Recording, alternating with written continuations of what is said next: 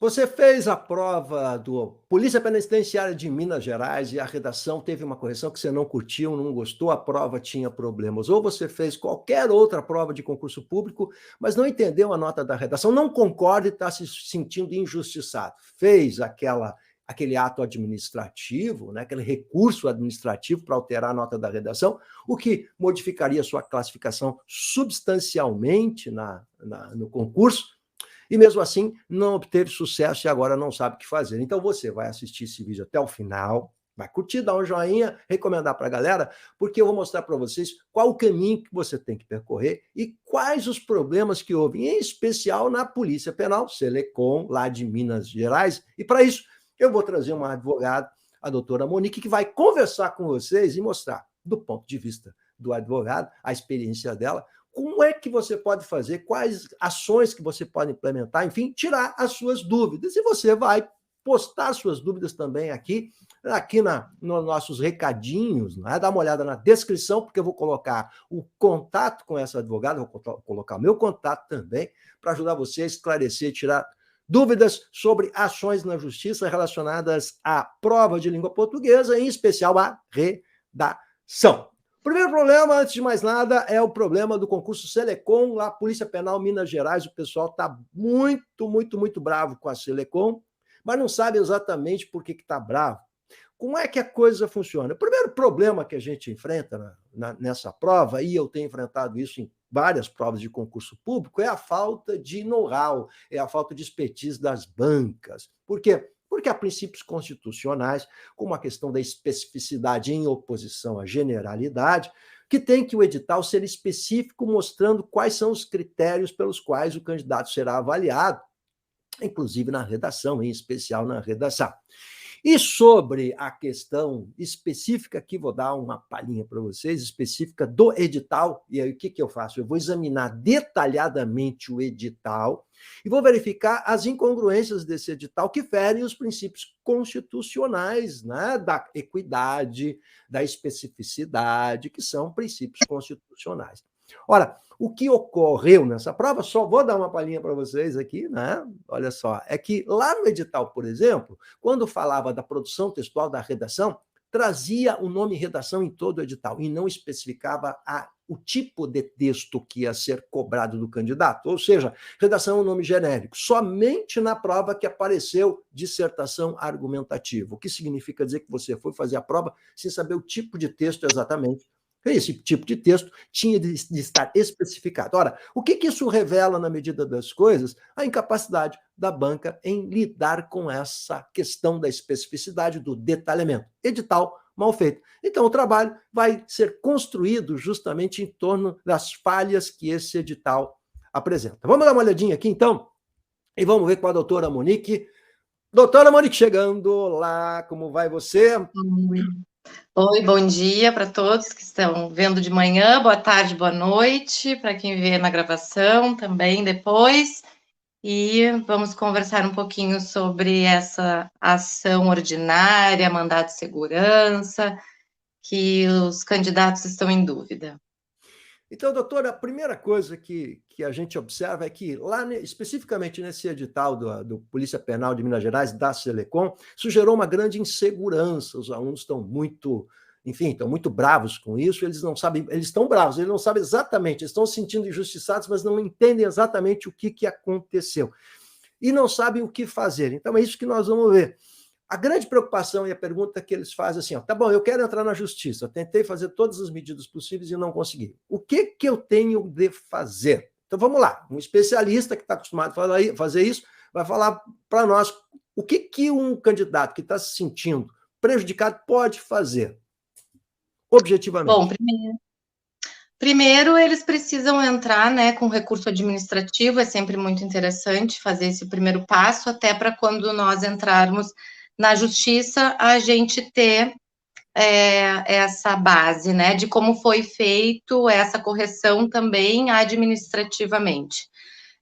Não resolvendo essa solução administrativamente, o candidato pode e deve, quando se sente prejudicado, entrar com uma ação, né? Muitos entram com um mandado de segurança, que qual é o objetivo do mandado de segurança? É fazer com que a gente tenha essa liminar deferida numa velocidade rápida para que o candidato continue no certame. Porém, nossa experiência diz que nos mostra o caminho de que o mandado de segurança, ele nos engessa na questão processual, porque ele não cabe recurso, então é uma decisão, ele vem a liminar, depois ele continua, logo ele acaba, e acabado ele não pode ter nenhum tipo de controvérsia, então a gente não consegue entrar com uma outra ação, né, com o mesmo candidato, com o mesmo pedido, mas na ação ordinária, que é a ação que a gente está impetrando na justiça, que a gente fez isso lá na Polícia do Paraná, nós obtivemos liminares positivas em 5 processos, e os candidatos voltaram para o certame, e estamos aguardando a sentença final, né? Também temos uma diferença, que é a questão da perícia, né? Caso a gente precise recorrer a um perito para que faça as suas divergências de correção, de edital, a gente não consegue também no mandado de segurança, por isso que a gente prefere entrar com uma ação ordinária. O que é uma ação ordinária? É uma ação comum, é uma ação, por exemplo, você está se separando, o que você faz?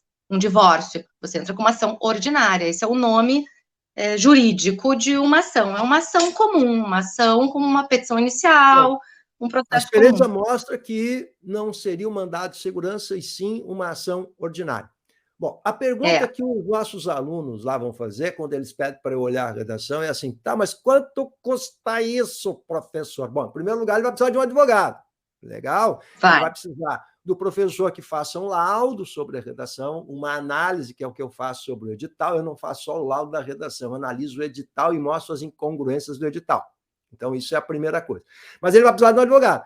E aí é o seguinte, como é que é o valor, a comparação do preço lá de uma ação desse gênero, que é o mandado de segurança, em relação à ação ordinária?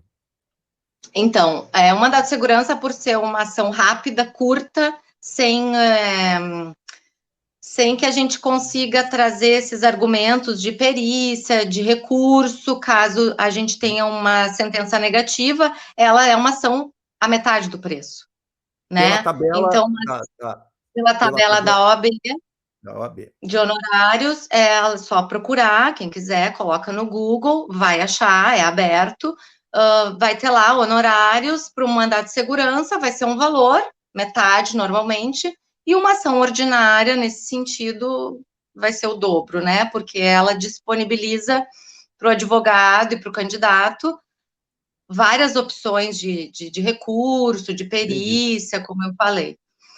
Bom, aí o aluno ele vai me fazer a seguinte pergunta, tá, mas o que vai acontecer então? Você vai entrar com uma ação ordinária e vai ganhar uma liminar para poder continuar concorrendo no certame. E essa liminar significa dizer o seguinte, que não é a decisão ainda. Não, seja, essa liminar é uma decisão antecipada, né, de alguma coisa que vai ser discutida também mais para frente, essa discussão vai continuar, e lá no final a gente vai ter a confirmação dessa liminar, ou não. Ou não. Então, é uma liminar que ela pode ser modificada ao final do processo. Mas a liminar é uma garantia de o aluno não perder o direito, ou seja, de continuar no certame. Ele ganha provisoriamente o direito de continuar no certame. Então, por isso que a liminar é uma garantia desse direito, enquanto se decide... Isso, como eu falei, os nossos clientes que entraram lá na PM do Paraná, eles continuam no certame, né? A gente conseguiu a liminar positiva e eles estão participando do processo seletivo, das outras fases do processo que estão ocorrendo. Então, eles estão aguardando a decisão. E estão fazendo o certame, fizeram as outras etapas do certame, tiveram esse direito garantido para não perder esse direito. Ok. Exato. A outra questão, que é agora mais complicadinho um pouquinho para a gente entender, especialmente quem não é da área, é a questão de que tipo de defesa é feita, ou seja, o que é que vai se questionar na justiça, né? Tendo em vista o fato de que o juiz não é professor de português nem entende redação.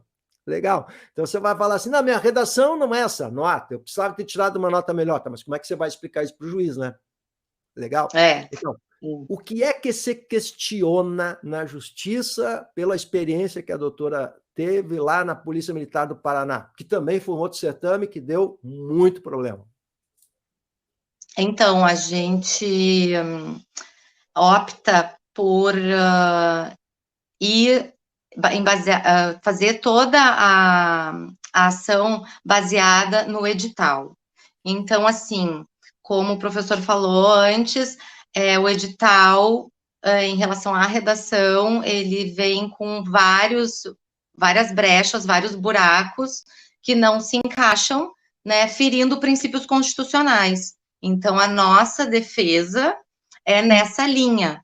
Então, assim, não é discutir, ele deveria ter colocado uma vírgula na linha tal, ele colocou uma argumentação que deveria ter sido considerada mais pontos. Não, até porque o edital não diz, né, qual é a pontuação para tanto. A gente precisa muito do professor, da análise do professor Russo, porque a gente trabalha já em conjunto há bastante tempo, e a gente faz toda a nossa defesa também baseada nesse laudo.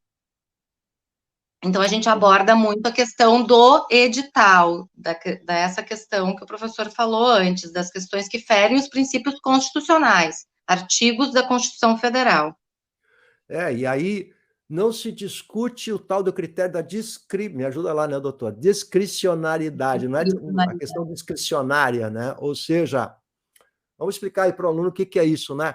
O agente público vai escolher no mercado o tipo de o perfil de funcionário que interessa para ele, mas esse perfil é traçado pela empresa pública, né? No caso, pelo agente público que vai escolher o que ele quer. E os critérios quem estabelece é a banca, movida, evidentemente, pelo agente público, né?